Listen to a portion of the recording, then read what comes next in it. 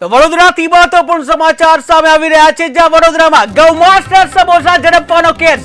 Vadodara ગૌમાંસના samosa ઝડપવાનો case, જ્યાં SOG અને પાલિકાની આરોગ્ય ટીમના દરોડા. ત્યારે ન્યાય મંદિર વિસ્તારમાં સમોસાની દુકાને દરોડા પાડવામાં આવે છે, જ્યાં દરોડા પડતા લોકોના ટોળે ટોળા ઉમટ્યા. ત્યારે નોનવેજ સમોસાના સેમ્પલ પણ લેવામાં આવ્યા છે. તો મહત્વપૂર્ણ સમાચાર સામે આવી રહ્યા છે વડોદરાથી, જ્યાં વડોદરા ગૌમાંસના સમોસા ઝડપવાનો કેસ.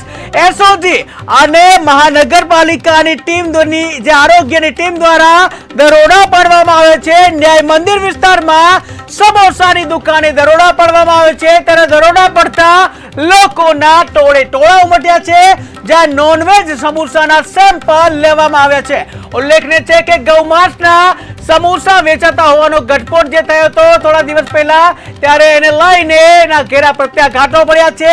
ત્યારે વડોદરામાં ગૌમાંસના સમોસાના કેસ ઝડપવાના મામલે એસઓજી અને પાલિકાની આરોગ્ય ટીમ દ્વારા દરોડા પાડવામાં આવે છે. ન્યાય મંદિર વિસ્તારમાં સમોસાની દુકાને દરોડા પાડવામાં આવે છે, જ્યાં નોનવેજ સમોસાના સેમ્પલ લેવામાં આવ્યા છે.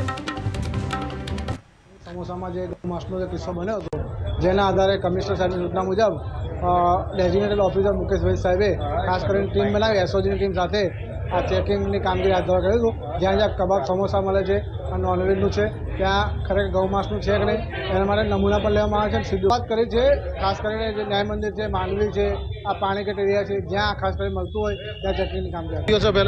પાણીગેટ વિસ્તારમાંથી સમોસામાંથી ગૌમાંસની હાજરી મળી આવે છે.